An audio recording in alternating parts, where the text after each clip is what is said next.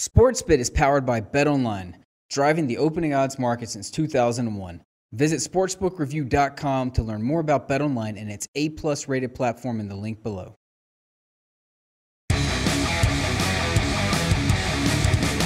Big game breakdown continues. Chargers and the Chiefs. Let's call it Pick'em and 46 right now. You can bet either side as I record this from Las Vegas on Thursday morning. You can bet either side +1 right now if you shop around. That's always a good thing when you have that type of line variance this late in the week, regardless of which side you want in this game. Find a +1. Don't bet them at Pick'em. The +1 could be the difference maker in this one. 7-6 versus 7-6. Two teams with identical records. Obviously, they've gotten here in very different ways. The Chiefs red hot early, miserable stretch, bounced back last week. The Chargers ice cold early, great stretch, and it's been great ever since. Of course, KC did win the first meeting between these two teams. If they win this game, it puts them in in great position to win another AFC West title. And we've seen a big market adjustment from the first meeting. Think about it. Kansas City was -3 on the road at LA in week 3. They won the game 24-10. Phillip Rivers threw 3 interceptions in the first 4 drive. And it was, I'm not going to say garbage time thereafter, but the Chargers were playing from behind. It did not go well for them early. Now we're seeing in many spots the Chargers as road favorites at Arrowhead. So that's a significant power rating adjustment between Chiefs road favorites in LA and Chargers road favorites in Kansas City. Big market adjustment. And of course, the markets really aren't respecting that Chiefs win last week. From the sense that I've gotten talking to people around town all week, more Oakland bad than KC good in terms of the betting mentality. And of course, it's understandably so. We're talking about a Kansas City team that has been a bottom quartile team for the better part of the last 2 months, while the Chargers have been an upper quartile team, in the top quarter of the league.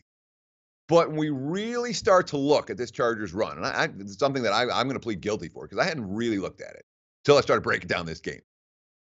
When you look at the 7 wins they've had, none of them come against good teams. And look at all the asterisks. Let's get that graphic up there. Look at all the asterisks there. Okay. They got, of course, the Giants are miserable. They got the Raiders when the Raiders were tanking. They got the Broncos when the Broncos were tanking. They got the Bills when the Bills had fallen apart. They got the Cowboys on Thanksgiving in that little stretch where Dallas was just awful for 3 weeks. They got the Redskins last week in a flat spot where Washington was all banged up. They've gotten the right teams in at the right times. They haven't beaten anybody good. Now, you look at the defensive numbers, and they'll say, hey, the Chargers have a big edge here. I mean, a big edge. And boy, overall, these are Pro Football Outsiders. These are advanced metric numbers. And please, for God's sakes, don't look at mainstream like yardage allowed stats. They're not going to do you any good from a handicapping perspective. You want some advanced metric stats, Football Outsiders certainly a good place to look. And on this, it's mostly about the Chargers' pass defense. They're number 7 overall defense. And KC number 30.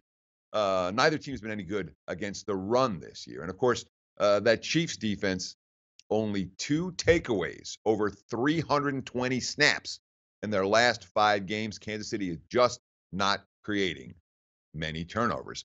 One other big edge for the Chargers in this ball game. Look at they give it a pass rush edge both ways. On offense, Phillip Rivers doesn't take sacks. That ball gets out of his hand. Number 1 in the NFL in sack percentage. Well, the Chiefs are 19. And on defense, that Bosa-Ingram combination has been nasty. Look at the pick.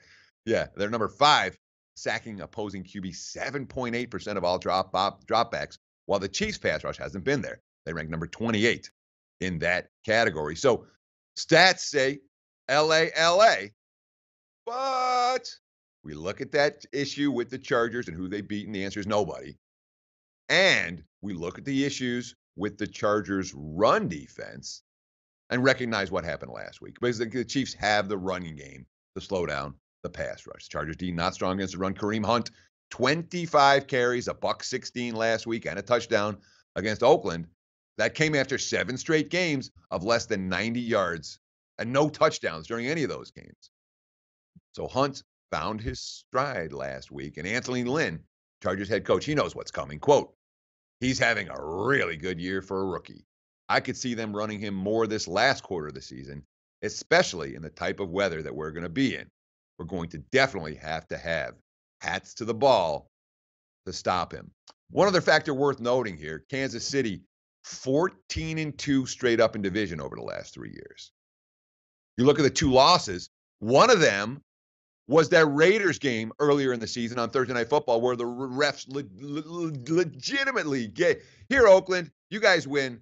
They had all those penalties in the final sequence and the one on time down that gave Oakland the game. They won by 1. The Chiefs lost by 1. And the other, you'll remember this. I was like, oh my God, I remember this game.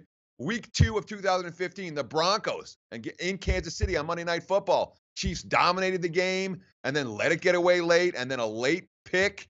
Manning let him down the field for the touchdown, and then the late INT for the defensive score. I think all in the last minute or minute and a half for Denver. But the bottom line is the Chiefs were right sides in both of the games that they lost in division over the last 3 years. 14-2 straight up, could very easily be 16-0. Hard for me to bet against Kansas City in a game in division that's priced in a pick'em range, given that type of track record for Andy Reid and his staff against opposing head coaches. Lean KC here. Right now, as of this moment, haven't even come close to getting in the betting window.